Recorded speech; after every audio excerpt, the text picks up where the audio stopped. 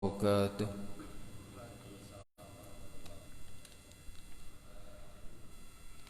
Alhamdulillahi rabbil alamin, wassalatu wassalamu ala khatamil anbiya'i wal mursalin, wa ala alihi wa sahbihi wa man tabi'ahum bi ihsanin ila yaumiddin, amma ba'du.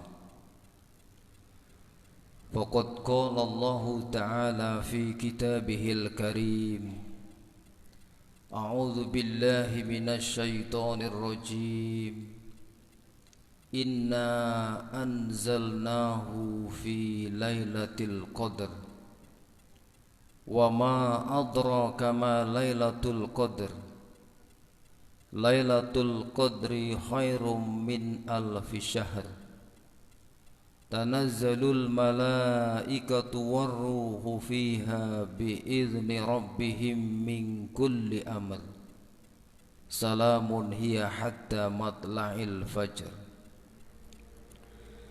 Yang kami hormati takmir Masjid Asy-Syidik, mudah-mudahan senantiasa dimuliakan Allah Subhanahu wa taala. Yang kami hormati tokoh agama, tokoh masyarakat, ustadz dan ustadzah yang mudah-mudahan senantiasa dimuliakan Allah Subhanahu wa taala.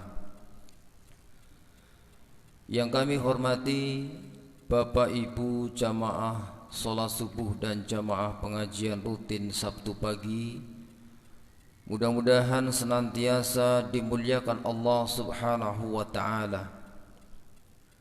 Pertama, marilah kita panjatkan puji syukur kehadirat Allah Subhanahu wa taala. Alhamdulillah, pada pagi hari ini kita bisa berkumpul di masjid ini tanpa ada satu halangan apapun. Tak lupa salawat beriring salam senantiasa kita kirimkan kepada junjungan kita Nabi besar Muhammad sallallahu alaihi wasallam. Mudah-mudahan kita termasuk umatnya yang akan mendapatkan syafaat di yaumul qiyamah nanti. Bapak Ibu yang kami hormati, alhamdulillah hari ini kita sudah sampai hari yang ke-17 dari bulan Ramadan.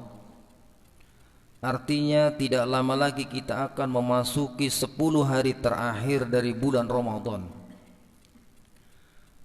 Maka pada pagi hari ini insyaallah sebagai kajian selingan kita akan sama-sama belajar mengambil satu keterangan dari kitab Shahih Fiqh Sunnah pada jilid yang kedua, di mana pada pembahasan kitab Siyam, pada pembahasan terakhir ada penjelasan tentang Lailatul Qadar.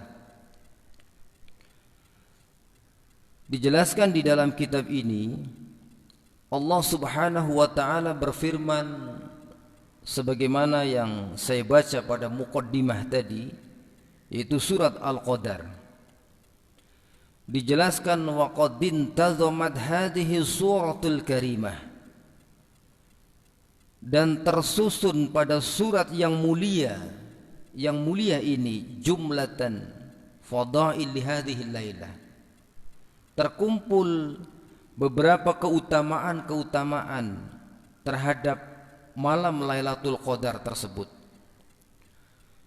Dijelaskan yang pertama, annallaha azza wa jalla anzalal Qur'an fi hadhihi lailah, bahwasanya Allah yang maha mulia itu telah menurunkan Al-Qur'an pada malam yang mulia tersebut, yakni pada malam Lailatul Qadar.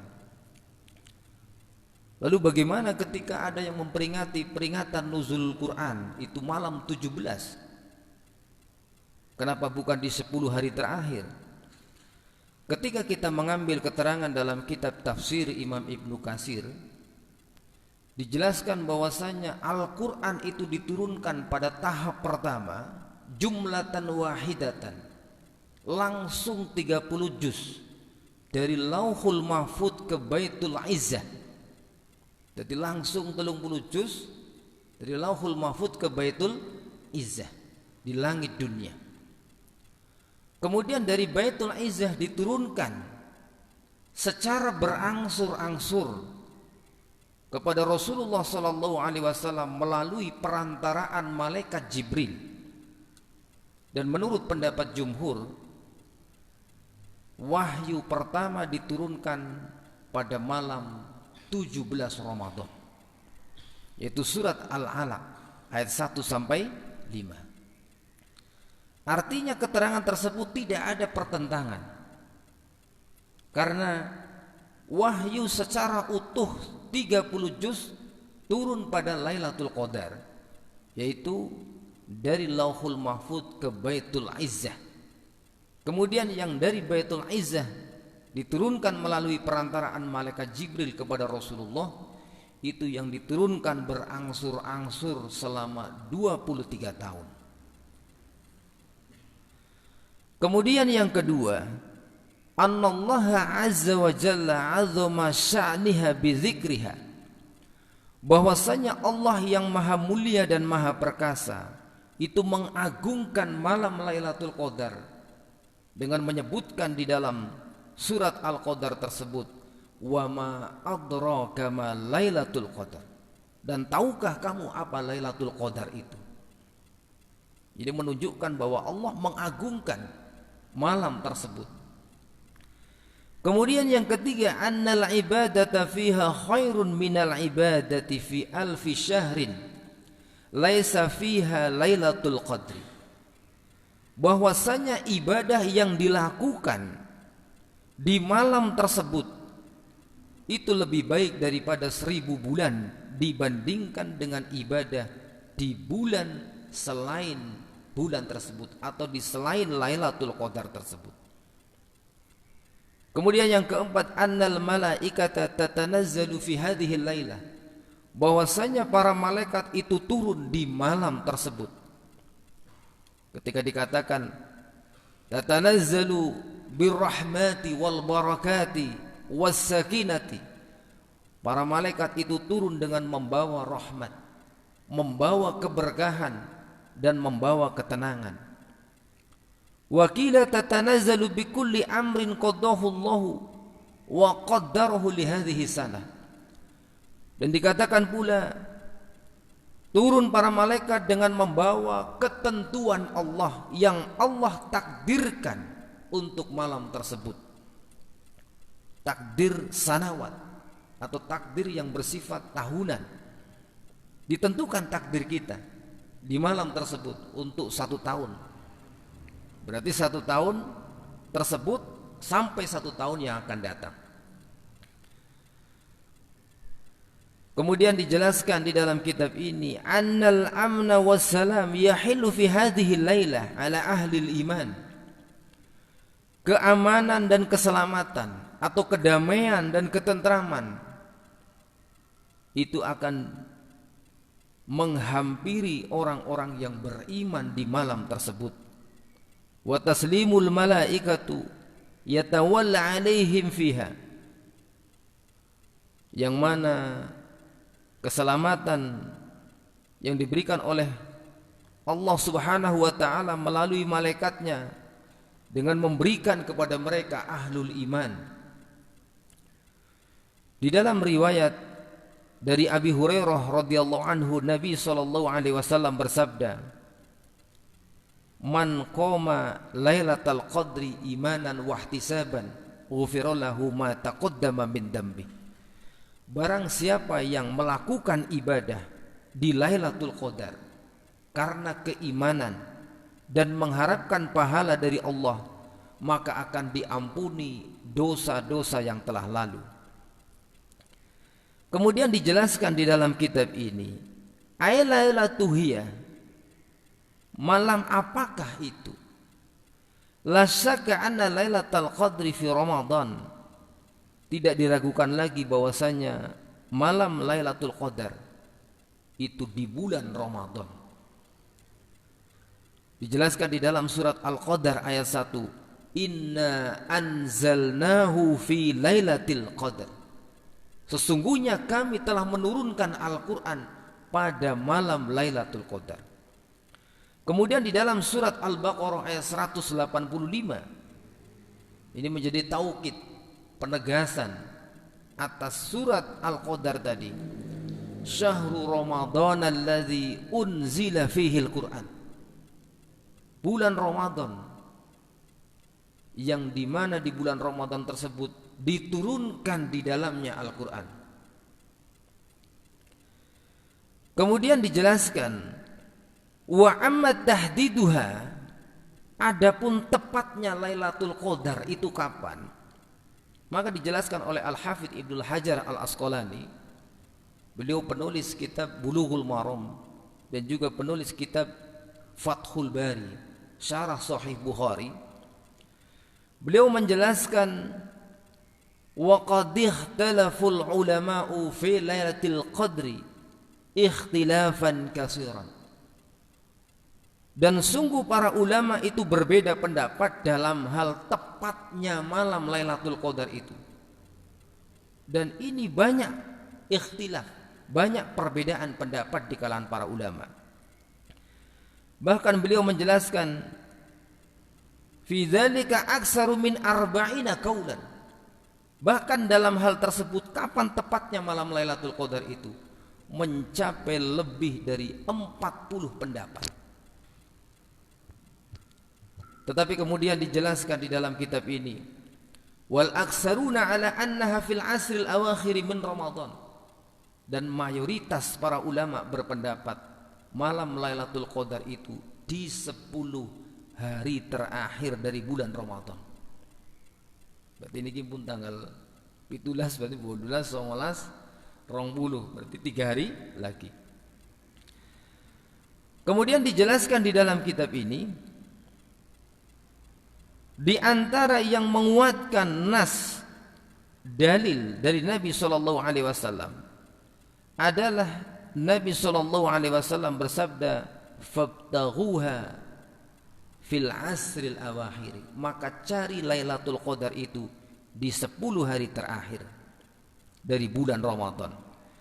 Wa aksaruhum ala annaha fil widri minal asril awakhir.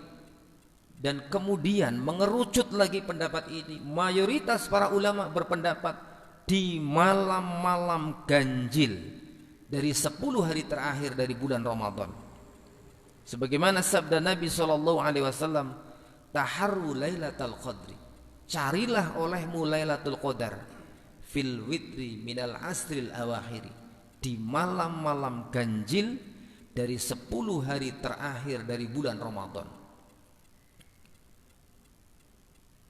Kemudian penulis kitab ini Abu Malik Kamal menjelaskan, alladzi yadhharu li anna lailatal qadri fil asril awakhiri wa autarul asra akidun.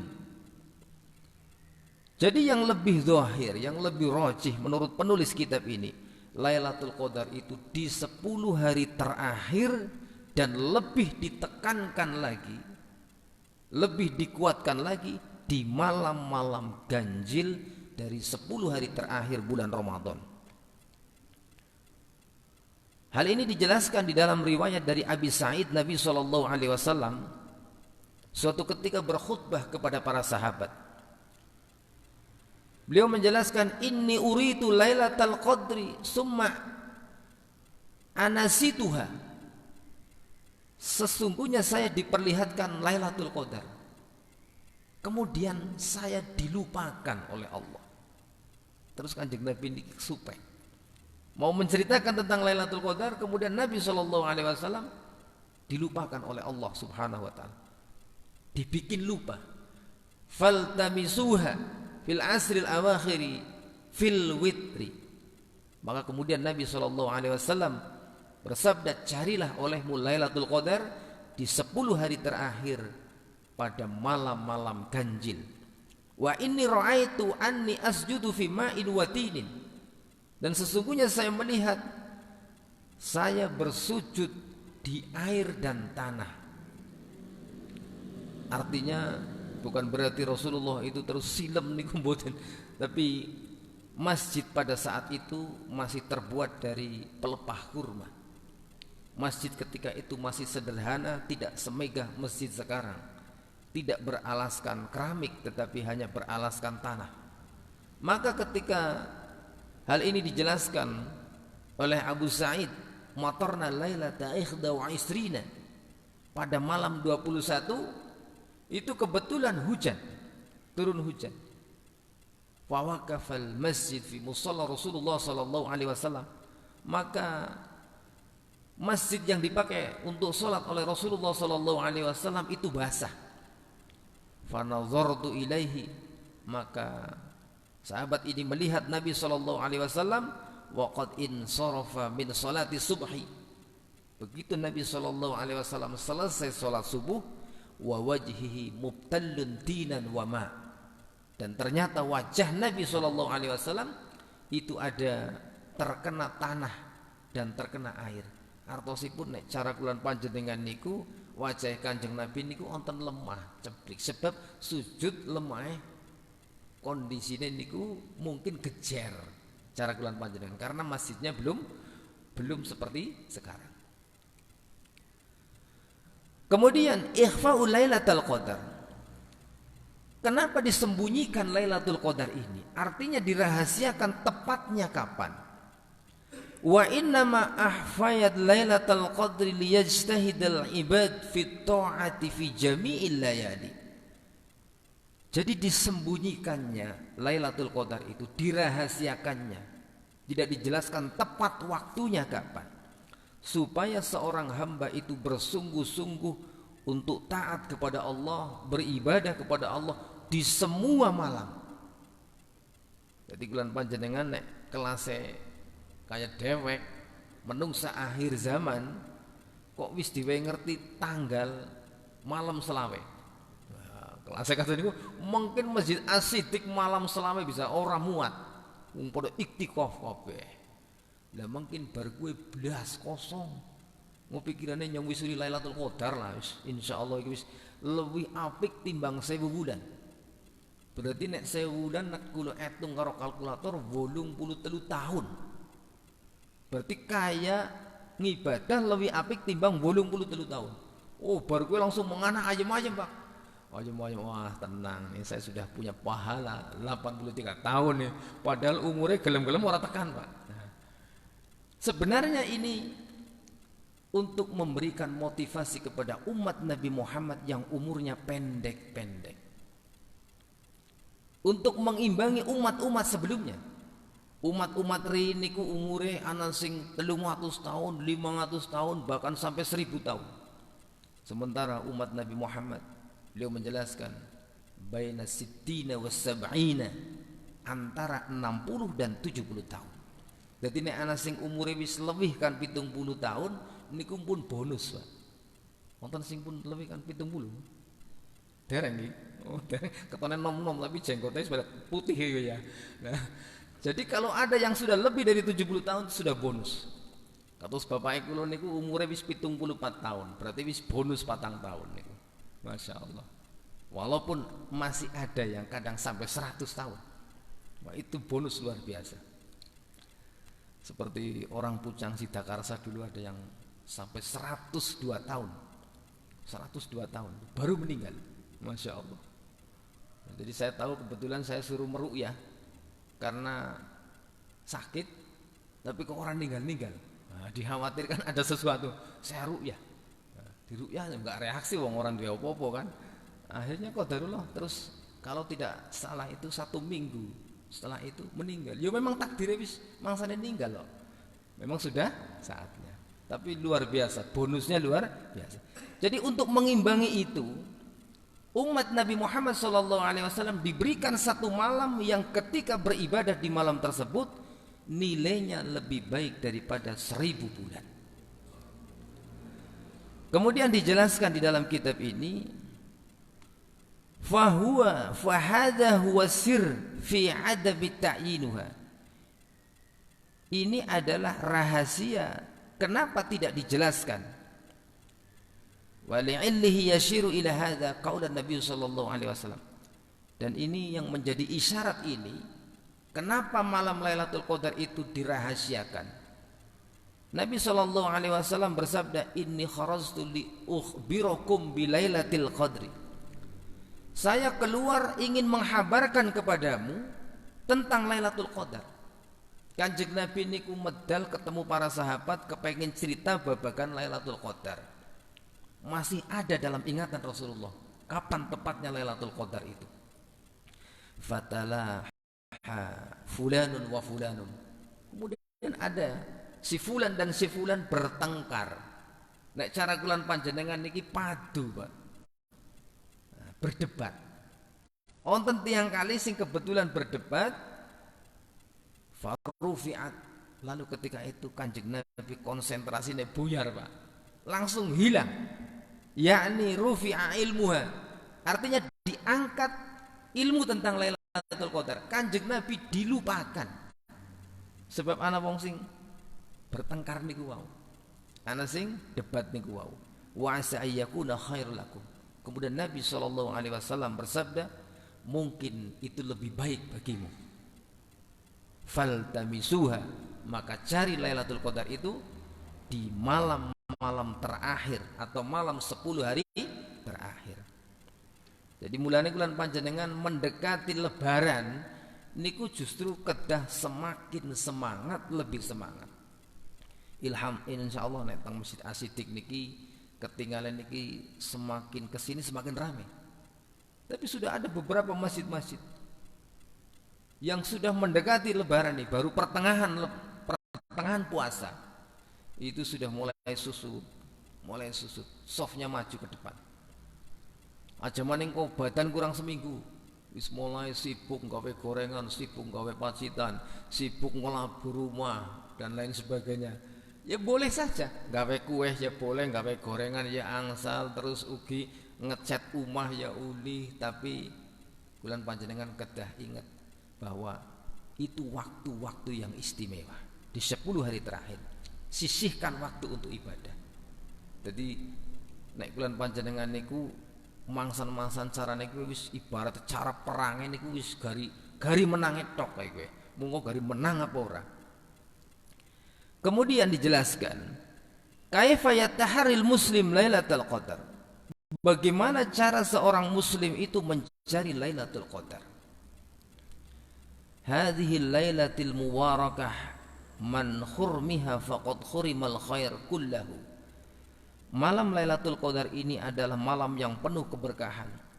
Maka barang siapa yang terhalang tidak dapat mendapati Lailatul Qadar itu, maka sungguh dia terhalang dari seluruh kebaikan. Nah, cara kulan panjenengan niki rugi kapitunan, Pak. Rugi kapitunan.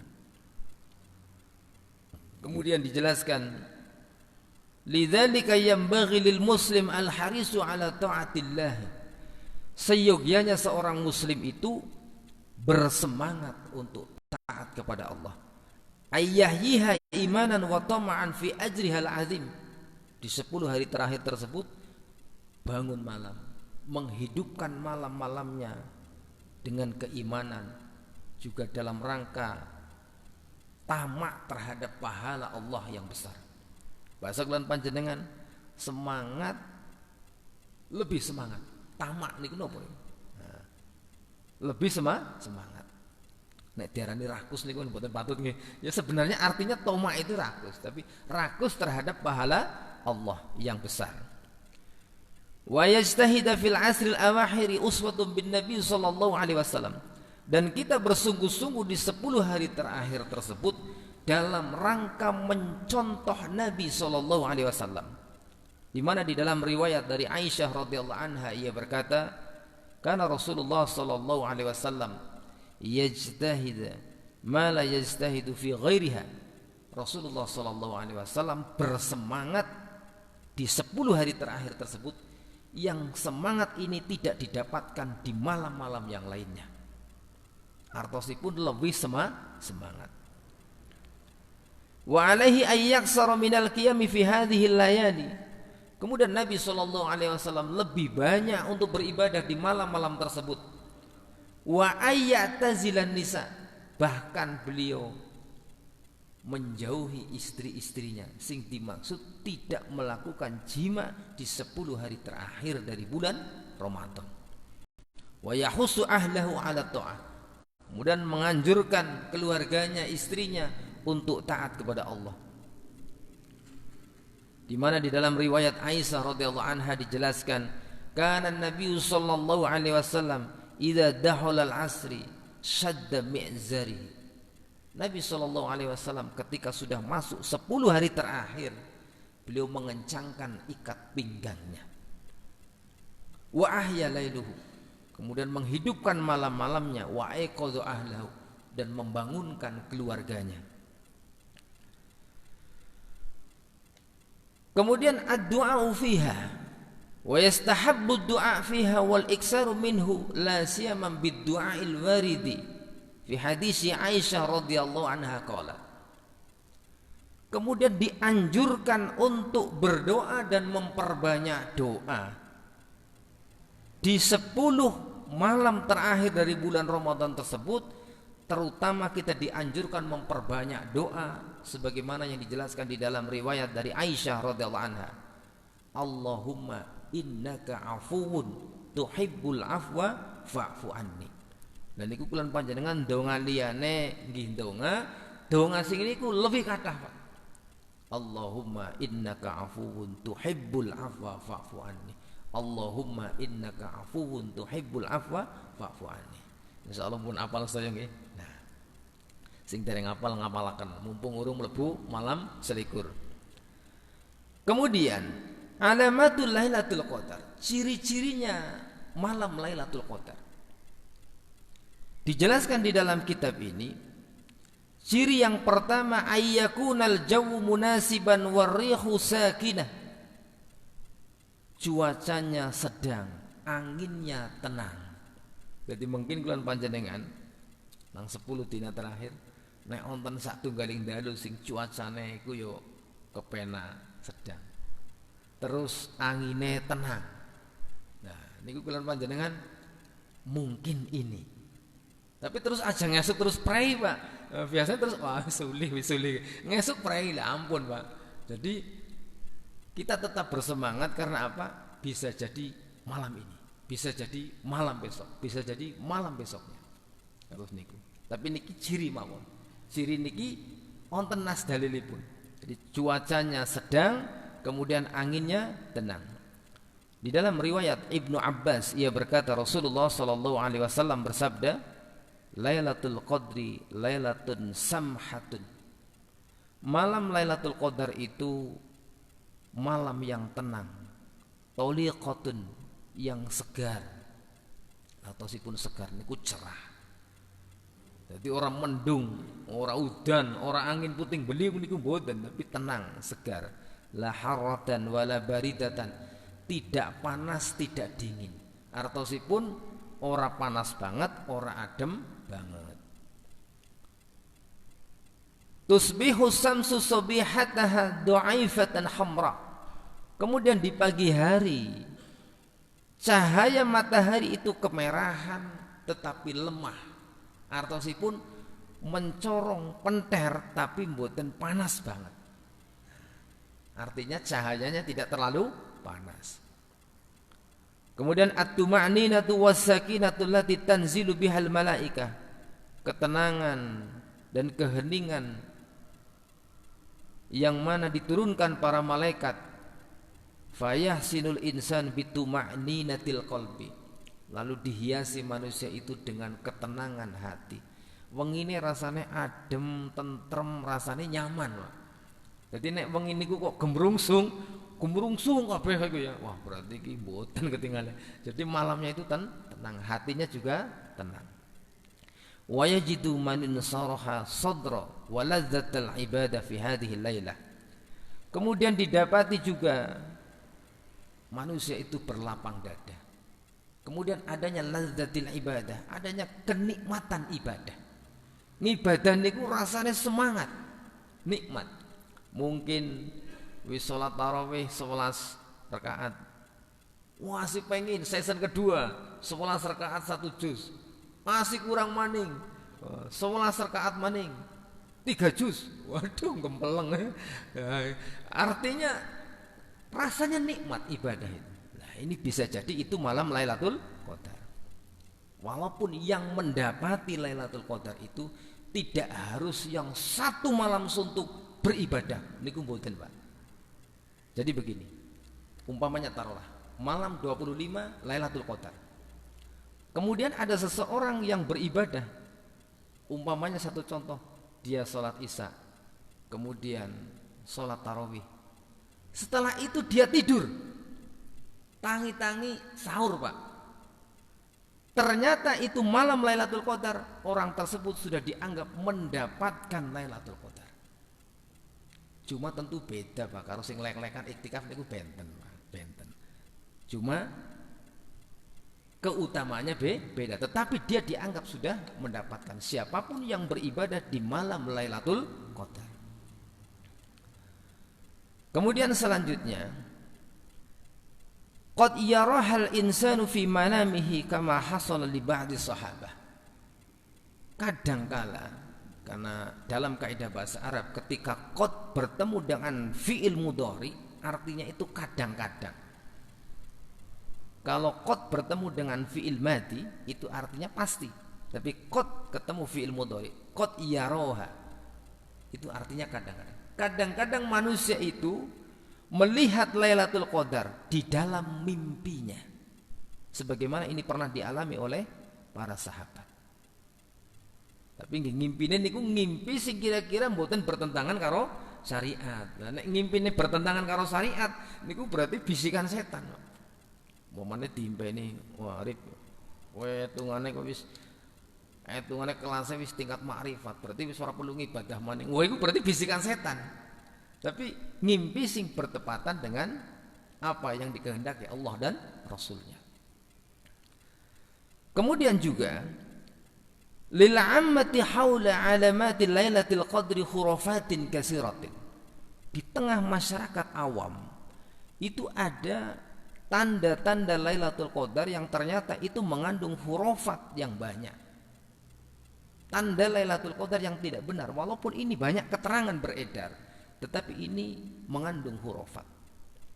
Wa'tiqadatin fasidatin, dan mengandung keyakinan yang rusak. Minha anna syajar yasjudu wa annal mabani tanam. Di antaranya di malam tersebut pohon-pohon bersujud, bangunan-bangunan tidur.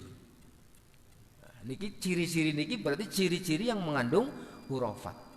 Jadi nek wonten keterangan kados niki berarti keterangan niki mboten berdasarkan nas dalil. Wit-wit pada sujud, pada mentiung. Terus bangunan pada tidur, berarti pada ambruk apa? Nah, pada ambruk nggih. Umumnya ambruk apa ya repot nih. Kemudian wa annal malihah ta'zabu fi tilkal lailah. Kemudian garam di malam tersebut menjadi tawar. Uyah sing maune asin dadi ora asin. Lah niki keyakinan menyimpang. Mboten wonten ciri Lailatul Qadar sing kados niki, sebab nengapa? Mboten wonten nas dalil ingkang nyebataken. Tapi keterangan ini beredar. Engko nak anak uyah kok ora asin. Wah, iku Lailatul Qadar. Ya uyah mungkin tekan kapanpun ya tetap asin, Pak. Mungkin katanya nggih, insyaallah tetap asin. Wa annal kilab takfi anin nabahi.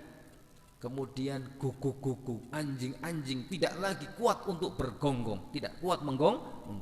Di malam itu anjing tidak mampu menggonggong. Lha wong guguk penggaweane kon gonggong.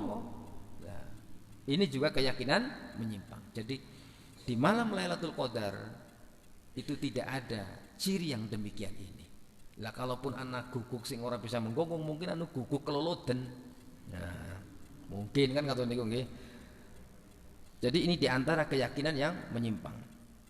Kemudian diantara amalan yang dianjurkan untuk kita lakukan di 10 hari terakhir di bulan Ramadan adalah melakukan iktikaf.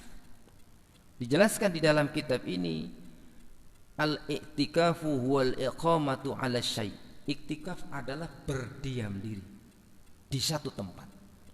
Faqila liman lazimal masjid. Maka dikatakan juga iktikaf itu dilakukan di dalam masjid, wa aqama fihi lil ibadah, dan kemudian orang yang beriktikaf itu berdiam diri di dalam masjid untuk melakukan ibadah. Sebab yang mlebu masjid bisa jadi mungkin ada keperluan yang lain. Yastahabbul iktikaf fi Ramadan, disunnahkan iktikaf itu di bulan Ramadan, walaupun diperbolehkan iktikaf itu di selain bulan Ramadan. Kemudian la yusra'ul iktikafu illa fil masjid, tidak disyariatkan iktikaf itu kecuali di dalam masjid. Jadi iktikaf niku wonten masjid. Kalau dalam kitab Al-Imta' bi Syarhi Matan Abi Syuja dijelaskan, yang lebih utama adalah iktikaf di masjid jami, masjid yang dipakai untuk sholat Jumat. Termasuk Masjid As-Siddiq ini masjid jami, walaupun tidak ada nama masjid jami tapi masjid jami. Pokoknya masjid singgo Jumatan niku masjid jami.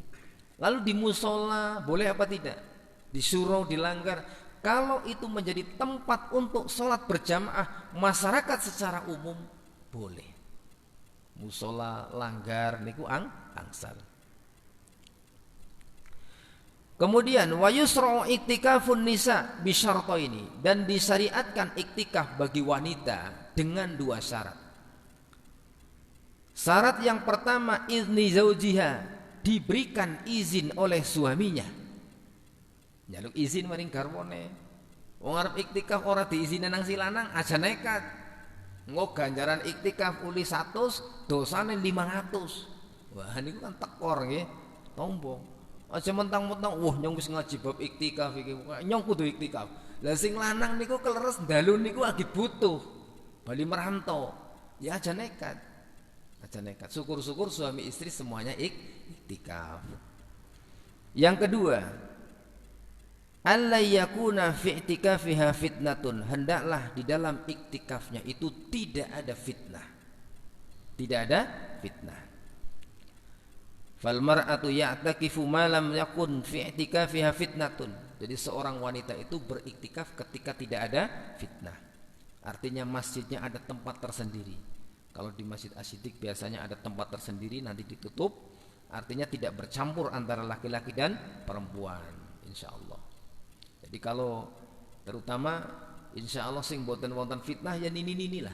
Nah, nini ku kon pada iktikaf sebab insyaallah mboten wonten fitnah, nggih. Nah, itu sing nom-nom itu, nek sing nom-nom ya kalau memang tempatnya aman, terpisah, dan masjid ini termasuk yang fasilitasnya bagus, parkir luas. Terus kamar mandi perempuan ada, kamar mandi putra ada. Artinya sahur disiapna, buka disiapna. Oh kepenak. Jenengan niku kan bisa 10 dina nang kene orang ngode wis madang. Aman insyaallah. Niku nek sing mboten kerja, anak awan PNS kok iktikaf 10 dina orang mangkat dipecat gasik lho jenengan. Jadi malam harinya, siang hari tetap kerja. Kemudian aqallu muddatul lil iktikafi, minimal waktu untuk iktikaf. Dzabal jumhur wa minhum Abu Hanifah wa Syafi'i la anna zamanul iktikaf la haddan li aqalli. Mayoritas para ulama di antaranya Abu Hanifah dan Imam Syafi'i berpendapat iktikaf itu tidak ada batasan minimal. Dalam kitab Madhab Syafi'i Al-Imta' bi Syarhi Matan Abi Syuja yang biasa kita bahas pada Sabtu pagi, walau lahzotan, sekalipun hanya sesaat, kadar yang dia mampu untuk membaca Subhana Rabbiyal Azimi atau Subhana Rabbiyal A'la, itu sudah termasuk iktikaf. Selama dia masuk ke dalam masjid niat iktikaf. Jadi umpamanya bulan panjenengan Arab salat subuh, masuk ke dalam masjid niat iktikaf. Habis salat subuh mengikuti pengajian, nanti keluar sudah bernilai iktikaf. Walaupun ada sebagian ulama yang berpendapat minimal itu 1 malam, minimal 1 malam. Wonten pendapat sing harus makatan. Karena apa? Nabi SAW tidak pernah beriktikaf yang kurang dari 1 malam. Jadi orang-orang pernah Kanjeng Nabi niku iktikaf mlebu sedaya paling seperempat jam, salat sunah rakaat metu niku mboten, tapi 1 malam. Dan niku menurut pendapat jumhur itu walau lahdatan, walaupun hanya sesaat. Mayubtilu bihil iktikaf, apa yang membatalkan iktikaf? Yang pertama al-khuruju min ghairi udhrin syar'iyyin wa li ghairil hajatil mulaha. Keluar dari masjid tanpa uzur syar'i dan tanpa ada kebutuhan yang mendesak. Pokoke metu kan masjid nek niku mboten uzur syar'i berarti batal. Iktikafe batal. Metu sedela becer gisit, wah niku berarti wis batal, Pak.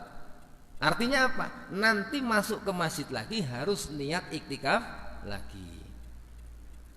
Yang kedua al-jima'u, yaitu melakukan hubungan suami istri. Ini juga membatalkan iktikaf. Ma yajuzu lil mu'takifi, apa yang diperbolehkan bagi orang yang sedang iktikaf. Yang pertama al-khuruju lil hajatil lati la budda minhu. Keluar dari masjid yang memang itu hajah yang tidak boleh tidak harus dilakukan. Keluar untuk makan, keluar untuk minum, keluar untuk buang hajat, maka ini tidak membatalkan iktikaf karena adanya hajah. Yang kedua istighalul mu'takifu bil umuril mubahah. Orang yang iktikaf disibukkan dengan perkara yang diperbolehkan. Di antaranya dijelaskan dalam kitab ini min tazyihi tausilu zairah, menemani yang mengunjungi. Umpamanya ada seorang suami yang iktikaf 3 hari belum pulang nih, istrinya menjenguk nih, maka boleh menemani istrinya, ngejak ngobrol sedela, kepripun kabare, anaknya kepriwe, pada sehat kabeh, berasa sih apa ora, sebatas itu diperbolehkan, tidak membatalkan iktikaf.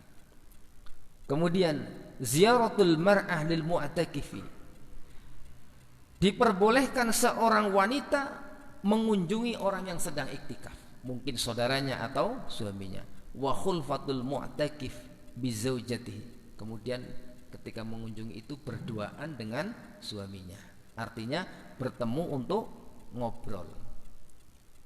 Kemudian ghuslul mu'takifu wa wudu'uhu fil masjid, orang yang iktikaf diperbolehkan untuk mandi dan wudu di dalam masjid, artinya di area masjid. Wattikhadhu khaymah fi muakharatil masjid ya'takifu fiha, diperbolehkan membuat tenda-tenda di belakang masjid yang dipakai untuk iktikaf. Jadi dulu para sahabiyah itu ketika beriktikaf itu membuat kelambu-kelambu, tirai-tirai, didamel kaplingan tirai-tirai. Niku tujuannya nang apa? Men tiyang niku fokus ngibadah, tidak kontak dengan sebelahnya. Jadi digawe kotak-kotak kaplingan. Nah, tapi nek zaman sedikit semerawut, Pak. Nah, semerawut, Pak. Seperti daerah Sumatera itu ada sebuah thariqah, kalau 10 hari terakhir itu membuat tenda-tenda.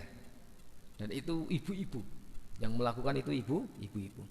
Kemudian ayyadu firashihi aw saririhi fil masjid, meletakkan ranjang atau alas tidur di dalam masjid, nggawa amben, nggawa kasur, niku angsal. Nah, walaupun nggih nek kula panjenengan ketinggalan deleng katun niku semerawut, insyaallah karpet asidik ini sudah hangat. Artinya ora perlu jenengan nggawa kasur, mboten usah. Jadi tenginggil malah niku alasnya niku kayu, insyaallah mboten adem. Jadi diperbolehkan, tapi bukan berarti engko jenengan pada nggawa iku ya, diboten niki. Itu tentu kondisinya disesuaikan dengan keadaan dan izin takmir. Kemudian al-khitbah wa 'aqduz zawaj lil mu'takifi, melakukan khitbah, lamaran dan akad nikah ketika bagi orang yang sedang beriktikaf. Angsal, ngelamar angsal, nikah juga angsal. Tapi nanti jimaknya nanti, karena ketika jima otomatis batal. Wa yajuzu i'tikaful mar'atil mustahadatu, dan wanita yang sedang mustahadah, keluar darah istihadah, bukan darah haid dan juga bukan darah nifas, diperbolehkan untuk iktikaf, karena wanita istihadah tetap diperintahkan untuk beribadah. Kemudian dijelaskan dalam kitab ini Min adabil i'tikaf, di antara adabnya i'tikaf, yastahabbu lil mu'takifi ayyas ghulu nafsihi bi ta'atillah. Disunnahkan orang yang iktikaf menyibukkan diri untuk taat kepada Allah. Kas salati wa tilawatil Quran, seperti salat. Salat wajibnya sudah, berarti salat sunnah, membaca Al-Qur'an. Wa zikrillahi ta'ala, berzikir kepada Allah. Wa istighfar, beristighfar. Wa du'a, berdoa. Wassalatu ala Nabi sallallahu alaihi wasallam, bersolawat kepada Nabi sallallahu alaihi wasallam. Wa tafsirul Quran, kemudian mempelajari tafsir Al-Quran. Wa dirasatil hadis, mempelajari hadis. Maka di dalam 10 hari terakhir juga tetap dianjurkan untuk adanya kajian. Biasanya seperti di Masjid Darussalam Purbalingga itu di 10 hari terakhir ada kajian selama itu. Ada kajian sore menjelang maghrib, kajian ba'da subuh. Wa yukrahu ayyazghilu nafsahu bima la yufidu minal aqwali wal af'ali, dan dimakruhkan menyibukkan diri dalam perkara yang tidak berfaedah berupa ucapan ataupun perbuatan. Umpamane kok iktikaf malah sewengimu ndopok tok kaya kowe. Lah niku makruh. Ya boleh berbicara ala kadarnya. Aw yattahidal mu'takifu mawdi'u israh, atau menjadikan tempat iktikaf itu hanya tempat berkumpul dengan teman-teman dekat. Wah, jadi iktikaf ku niate nggo reunian. Dan niku juga hukumnya makruh. Yo reunian karo iktikaf. Lha niku ya reunian kok bar badan niku. Selama iktikaf ya iktikaf saja. Kemudian wa majalbatil lizairina, kemudian juga menjadi tempat-tempat untuk berbincang-bincang. Mungarang nggo kongko-kongko tok. Nah, niku hukumnya makruh, tidak sampai haram tapi makruh. Mungkin ini yang bisa saya sampaikan pada pagi hari ini. Mungkin ada masukan atau pertanyaan sebelum saya tutup. Monggo.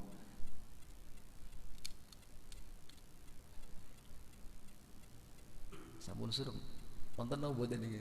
Cekap nggih. Ibu-ibu enten sing ganjel napa mboten? Jadi ibu-ibu mungkin sing kepengin iktikaf niku saged, nek mboten salah niku tempatnya teng wingking. Nggih. Ya, teng wingking bagian atas. Atas tadi ya. Oh di bawah. Oh iya iya. Nggih. Bapak Ibu yang kami hormati, demikian yang bisa kita pelajari pada pagi hari ini. Mudah-mudahan bermanfaat. Banyak kesalahan kami mohon maaf yang sebesar-besarnya. Ilahuna wa ilal liqa fil awqatil akhir insyaallah. Subhanakallah wa bihamdika asyhadu an la ilaha illa anta astaghfiruka wa atubu ilaik. Assalamualaikum warahmatullahi wabarakatuh.